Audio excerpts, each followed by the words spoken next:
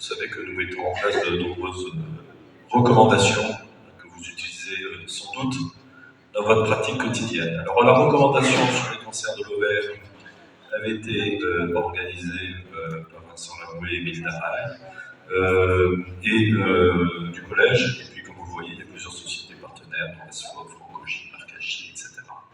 Ce qui fait que du coup, l'HAS, la Haute Autorité de Santé, a également validé, ainsi que l'ACA, les recommandations qui ont été publiées en 2018 en langue française et 2019 en langue anglaise, dont vous avez ici une référence. Ceci étant, là encore, le temps est passé, et comme vous avez aperçu au cours de cette session, la médecine avance vite, et du coup, les recommandations sont souvent actualisées à partir de plusieurs groupes. Alors, il y a un groupe français qui se réunit régulièrement à Saint-Paul-de-Vence, en Provence, à côté de Nice, et qui aussi met en place des recommandations depuis pas mal de temps.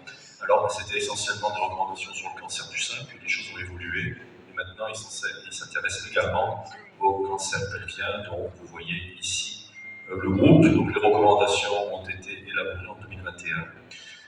Elles sont assez issues des recommandations européennes qui ont été publiées ici par l'ESMO ESGO en 2019 pardon, et également réactualisées en 2024. Donc vous avez beaucoup de ces recommandations. Je vais partir essentiellement sur les françaises, et puis quand ça sera nécessaire, je dirai un mot des recommandations européennes. La première des choses face à une tumeur épithéliale maligne, c'est d'évaluer la résécabilité. Et donc pour évaluer la résécabilité, comme on n'a pas eu le cours sur le topo sur l'imagerie, je vous rappelle que c'est un scanner thoraco-pelvien avec injection qui doit être réalisé. Et que si les patients sont allergiques, vous pouvez éventuellement réaliser une IRM et qu'on va compléter par un scanner thoracique sans injection. Alors, je parlais pas d'allergie, mais de contre-indication à l'injection d'iode, essentiellement au plan rénal. Et il faut demander au radiologue d'avoir un compte-rendu très stéréotypé qui va devoir préciser l'atteinte de la maladie, de l'acide, l'atteinte mésentérique, car le mésentère, l'atteinte du règne, c'est probablement un des facteurs pronostiques les plus importants de la non-résécabilité en première ligne. L'atteinte digestive attendue. Et puis, toutes les situations sous-péritonéales, rétro-péritonéales, sur lesquelles la célioscopie, on n'arrive pas à évaluer les patientes. Et c'est là que l'imagerie va avoir un intérêt, c'est-à-dire l'atteinte du hile hépatique, l'atteinte des adénopathies longo-aortiques suprarénales, les atteintes métastatiques, hépatiques, ombilicales, pariétales, pulmonaires, cordiométales médiastinales et jusqu'aux uscles. Ça, c'est la première étape. La deuxième étape, c'est d'évaluer la résécabilité par une célioscopie. Et avec un grade A, il est recommandé de réaliser une célioscopie pour évaluer la résécabilité. Et là, pour que les choses soient les plus uniformes entre différents auteurs, il est recommandé d'utiliser un score chirurgical, au minimum un score de Fagoti, pour évaluer si la patiente peut être opérée en première ligne. Alors, il est également possible d'utiliser d'autres scores, comme le score de Schumacher, index de péridurale. Alors, les recommandations, cette fois, qui complètent un petit peu celles du collège, c'est celle de Saint-Paul, vous donne des techniques pour réaliser la célioscopie exploratrice dans de bonnes conditions, placer les trocars sur la ligne médiane, on vous l'a dit de façon droite, et réséquer les trajets trocars dans la anatomie, utiliser un des deux scores finalement, Fagoti ou SCI. Et ce qui est très important également, et ça le pathologiste aurait pu vous le dire s'il était là, c'est que c'est important de faire des grosses biopsies. Il faut faire des biopsies qui soient plus importantes que celles que l'on faisait avant, en territoire non nécrosé, parce que le bloc, la biopsie qui va être inclue en paraffine, va non seulement servir à l'examen histologique, mais également servir à évaluer le statut en biologie moléculaire. Et pour ça, votre bloc de paraffine ne va pas se tirer en biologie moléculaire pour être à nouveau débité, extraire l'ADN, faire des séquençages de débit pour évaluer le fameux statut dont on vous parle depuis le début, RCA et HA. Donc ça, c'est des choses qui sont très importantes. Non électrocoagulé, en territoire non nécrotique, avec une fixation adéquate, qui est du formol à 10%. Sinon, si on rate cette époque-là, après fait, c'est fini. On ne pourra plus revenir en arrière, parce que les patientes auront eu plein de traitements. On évite la laparotomie exploratrice dans ces conditions, car si la patiente n'est pas opérable, il va falloir du temps avant qu'elle récupère et qu'elle puisse bénéficier d'une chimiothérapie néoadjuvante. Donc, on perd du temps sur cette cicatrisation, c'est pour ça qu'il faut faire la célioscopie. Alors voici ici l'exemple d'une patiente de 65 ans que j'avais pris en charge il y a quelque temps pour une carcinose péritonéale manifestement sévère à l'imagerie. Et donc, on va voir ce que ça donne quand on évalue le score de Fagoti. Vous voyez qu'il y a d'emblée une infiltration intestinale assez importante avec une adhérence pariétale. On est plutôt ici sur une carcinose péritonéale un peu hétérogène, avec de la biliaire carcinomateuse, qui s'associe ici avec parfois un contingent inflammatoire carcinomateux plus important. On voit ici en réaction la capsule de glisson hépatique et les végétations qu'on peut avoir. Comme souvent, il est difficile d'analyser avec précision la carcinose diaphragmatique parce qu'il y a des adhérences un peu comme les Fitzhugh-Curtis de l'infection, qui fait que derrière, on imagine quand même que la coupole elle est bien atteinte. Un élément important, c'est l'estomac, car quand vous avez une atteinte de la grande courbure gastrique, comme vous voyez ici dans cette biliaire, on se retrouve avec effectivement un score qui va être positif. On voit ici qu'au niveau de l'hypocondre gauche, il y a une atteinte assez importante également de la carcinose. Le côlon transverse est également ici visible avec un épi de plomb qui est complètement rétracté par le massif. Et donc l'élément essentiel, c'est d'aspecter le grêle. Donc le grêle, il faut respecter sa surface, il faut respecter le mésentème, car ça, effectivement, c'est un des critères majeurs de non-résécabilité. Et donc ça, effectivement, c'est assez facile, parce que si vous avez des collègues qui font la célioscopie à l'extérieur et qui évaluent le score de Fagoti, vous pouvez l'utiliser si vous êtes au centre expert en chirurgie pour pouvoir définir finalement la charge tumorale. Ce n'est pas une histoire de non-résécabilité ou de résécabilité réellement, mais c'est une histoire de charge tumorale à évaluer. Et effectivement, vous voyez ici que vous pouvez avoir 12 points au maximum, et que donc, à partir du moment où le score de Fagoti est supérieur à 8, il y a une forte probabilité d'avoir une non-résécabilité due à la charge tumorale élevée de la patiente.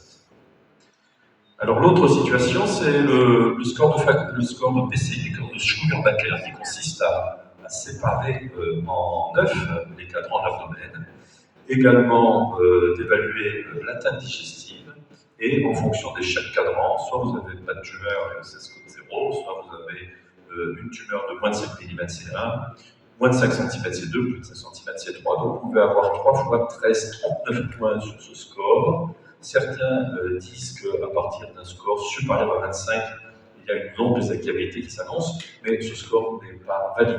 Ce seuil n'est pas validé dans la littérature, comme l'est celui de Fagoti. Alors, en ce qui concerne les marqueurs tumoraux, vous savez qu'il faut faire les marqueurs tumoraux en début de traitement, hein, CA125 essentiellement, mais on ne peut pas se baser uniquement sur la valeur du CA125 pour pouvoir évaluer ou non la résécabilité d'une carcinose. Quant aux autres marqueurs, ils ne sont pas validés. Alors, voyons maintenant ici la prise en charge des stades précoces, dans les recommandations. Eh bien, la question est toujours de savoir, est-ce que je peux faire une célioscopie ou une laparotomie? Je vous rappelle quand même que le traitement standard des stades 1, c'est quand même la laparotomie médiane, pour pouvoir réaliser et l'exémèse tumorale et la chirurgie de certification.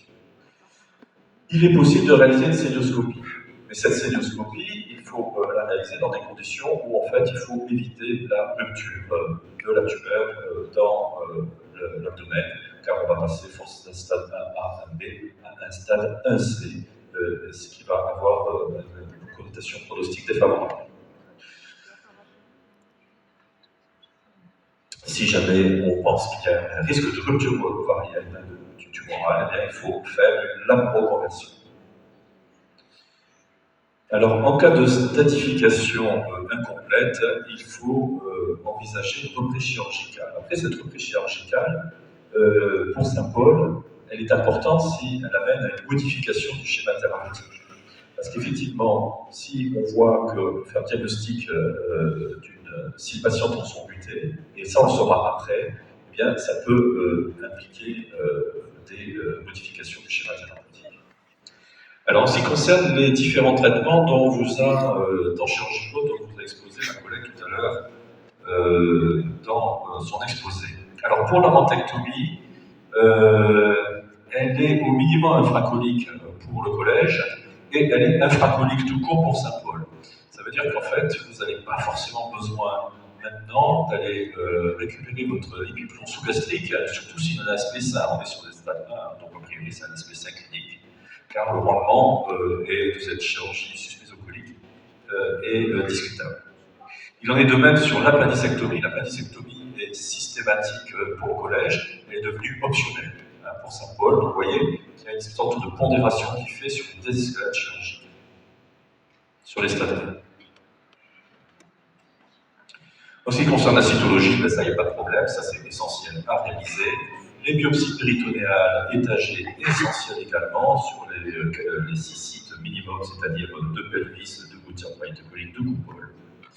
Et les lymphadenectomies. Alors les lymphadenectomies, notre collègue vous les a mis systématiquement sur les stades 1 et 2, c'est de plus en plus nuancé. Tout d'abord, si on fait une lymphadenectomie, elle est recommandée, hormis sur le sous-type lucideux, pour le collège. On identifie le territoire de la lymphadenectomie qui doit être étendu jusqu'à la veine ménale gauche, c'est bien signifié par l'ESGO en 2019, car vous savez qu'il y a des escalades actuellement sur l'importance du curage, non pas pour l'ovaire, mais pour le col et l'endomètre, où on va jusqu'à l'artère mésentérique inférieure. Donc ça, c'est pas bon pour l'ovaire, il faut que ce soit un curage complet. Ce curage, il est important en première ligne et en restatification. Mais on s'aperçoit que pour Saint-Paul, eh bien, on commence à avoir des recommandations qui sont un peu plus optionnelles, à la fois pour Saint-Paul 2021 et pour l'ESGO 2019, avec quelque chose qui est très clair, c'est que les curages sont indiqués en cas d'adénopathie systématique suspecte à l'image des préopes découverte carotte. Donc ça, de toute façon, si on a une adénopathie suspecte à l'image des préopes, on est sur un stade 3, C2 imagerie. Et là, de toute façon, on va aller au curage. Là où c'est plus nuancé, c'est sur la découverte péropératoire. Ça veut dire que si je n'interviens pas sur un stade présumé sur l'étage lobo-aortique, ça veut dire qu'il faut que j'explore quand même les ganglions à la recherche d'adénomégalie, parce que si j'ai une adéno palpable, là par contre, je dois l'extraire.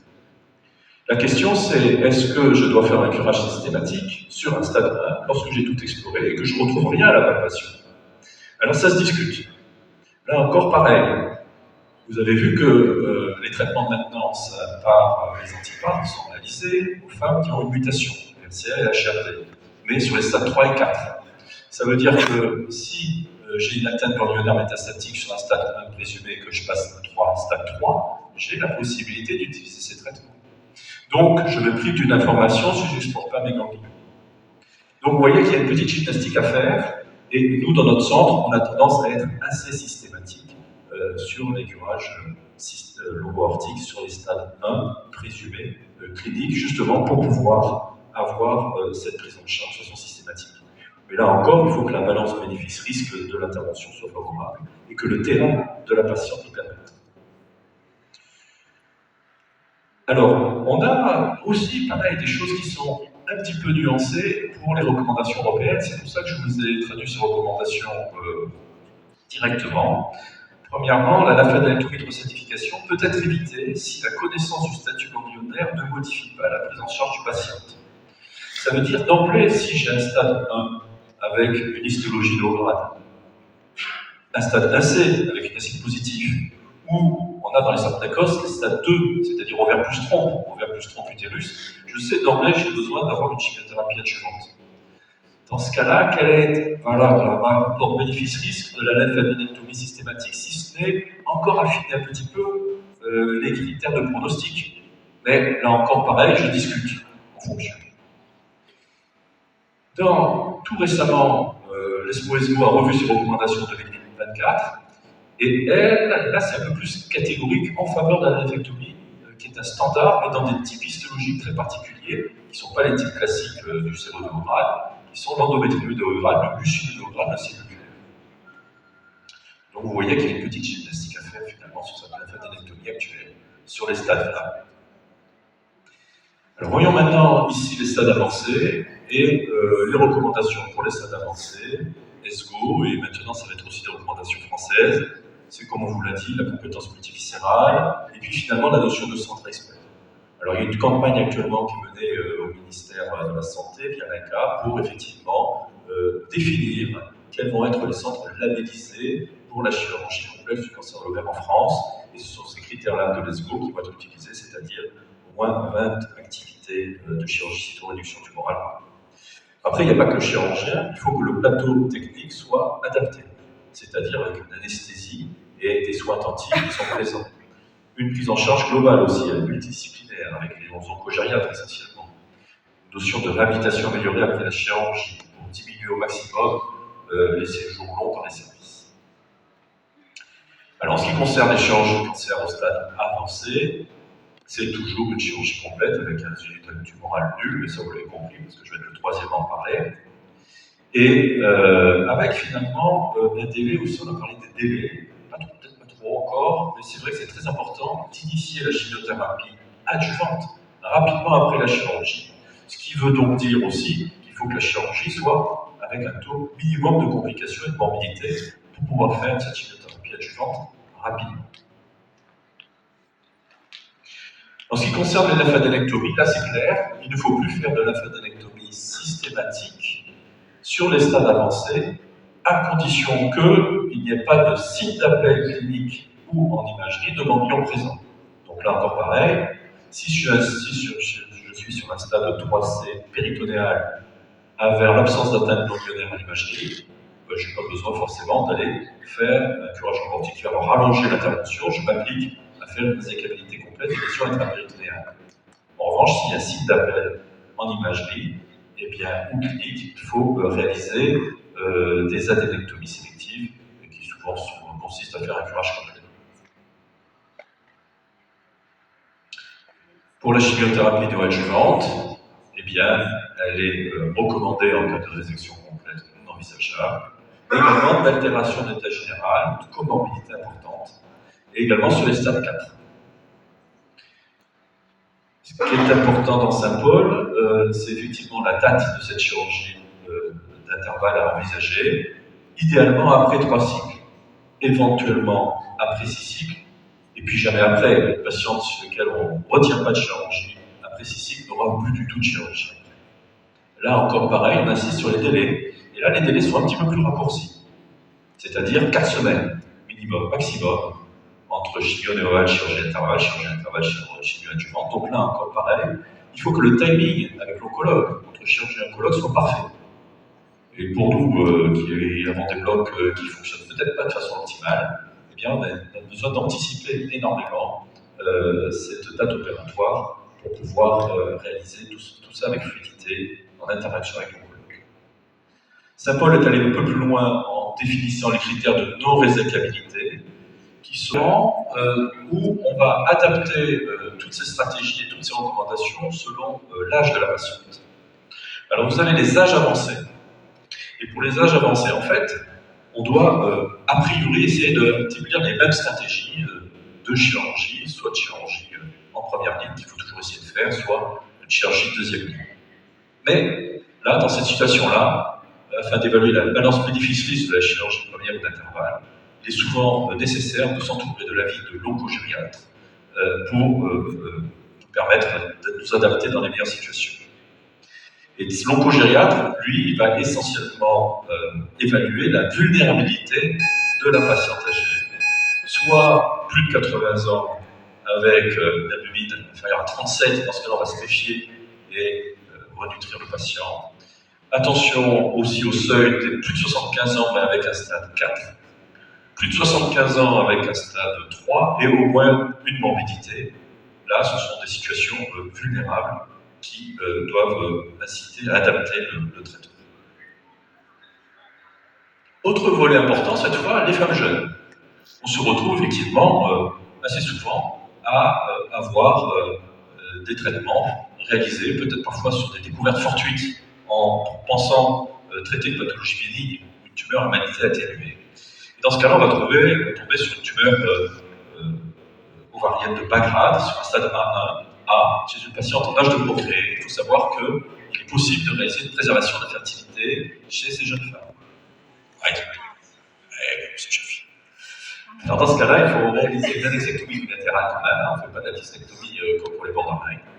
Et il va falloir être très rigoureux sur la stérification, qui doit être négative. Et là, cette fois, on n'hésite pas au niveau péritonéal, au niveau ganglionnaire, et également un curetage utérin, surtout pour les sous-types endométrioïdes et lucideux qui peuvent avoir des pathologies endocavitaires, une hyperplasie atypique par exemple, voire un petit adénocarcinome de grandeur in situ. La patiente doit être informée qu'elle a un risque de récidive de 6 à 13% sur l'ovaire contralatéral. On est allé même, les ROCO sont allés un petit peu plus loin également sur les situations dites limites, c'est-à-dire 1C, c'est-à-dire la tumeur avec acide positive. Et dans ces cas-là, il peut être proposé une annexectomie bilatérale avec préservation utérine, ce qui veut dire que la patiente ne peut plus être enceinte spontanément, il faut une AFP avec un don d'ovocytes et donc même un don embryonnaire dans ces situations-là. Et donc là, vous voyez qu'on peut aller jusqu'à un bon grade, un C1, un C2 bas grade, et même plutôt un C1 bas grade au maximum pour l'ESGO en 2019. Pour toutes les stratégies complémentaires de préservation de la fertilité, comme la cryopréservation du tissu ovarien, la stimulation ovarienne sur ovaire contralatéral, la maturation ovocytaire in vitro, ainsi que les agonistes en termes de protection, aucune recommandation ne peut être formulée en 2018 sur ces situations-là. Donc pour conclure, là, vous pouvez prendre la photo, vous avez tout ce qu'il faut savoir de la journée, finalement, en termes stratégiques. Vous avez une masse ovarienne, eh bien, vous réalisez, ça va aller moins bien, on repart sur la photo. Vous avez donc réalisé une IRM homopardienne avec le fameux score annexe dont on a parlé tout à l'heure, qui est essentiel, hein, c'est un score français, hein, puisque c'est nos équipes de Tenon qui l'ont mis au point, et puis qu'après a été validé dans les Américains, avec les marqueurs tumoraux. Et là, en diagnostic, vous pouvez utiliser CA125 et H4, établir un algorithme Romain, qui va vous donner le risque de suspicion des néoplasies ovariennes.